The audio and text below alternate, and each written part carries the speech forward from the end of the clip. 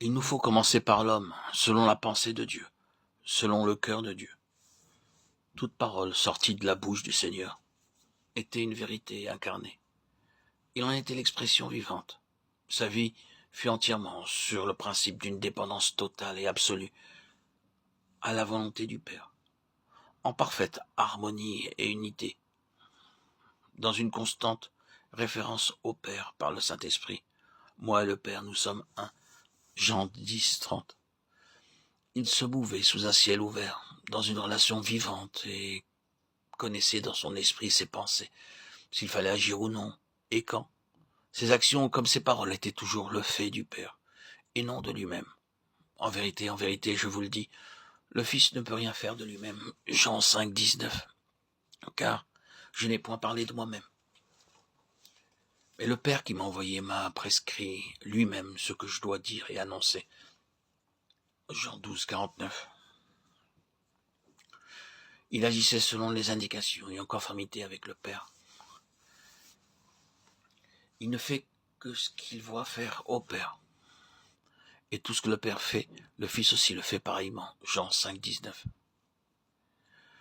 Il possédait un discernement juste quant à ce qu'il entendait ou voyait, parce que gouverné par la seule volonté du Père. Le « je ne puis rien faire de moi-même » Jean 5, 30 exprime son entière soumission. Il attribuait tout à Dieu. Le Père qui demeure en moi, c'est lui qui fait les œuvres. Jean 14, 10. Il connaissait le Père, et sa vie était une révélation de ce que signifie en expérience connaître Dieu. Il était conduit de façon souveraine par la vie qui lui apportait la connaissance de ce qui était dans le cœur du Père.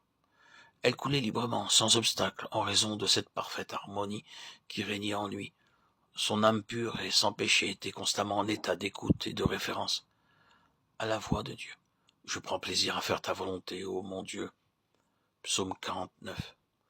Je vis par le Père. Jean 6, 57. Il était mu et gouverné par une seule vision, par une seule voix et par une seule loi, celle de la révélation. Et à moins qu'il ne sache, il attendait l'heure, jusqu'à ce que les pensées, l'ordre du Père, ne soient clairs dans son esprit.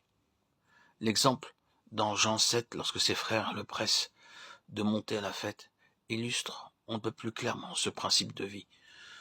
Nous lisons qu'il y a là, mais à l'heure du Père, Jean 7, 10.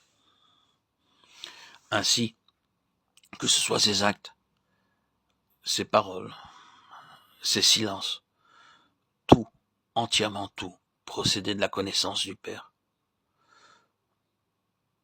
Il quitta la Judée et retourna en Galilée, comme il fallait qu'il passe par la Samarie.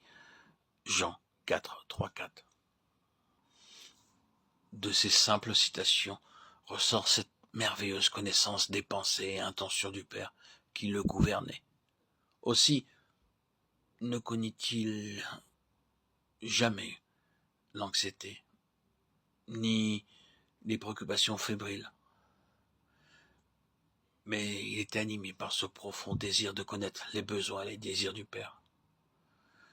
Le passage de Matthieu que nous mentionnons ici, chapitre 3, verset 13, « Alors Jésus vint de la Galilée au Jourdain vers Jean pour être baptisé par lui », révèle son histoire secrète émanant de sa communion intime avec le Père.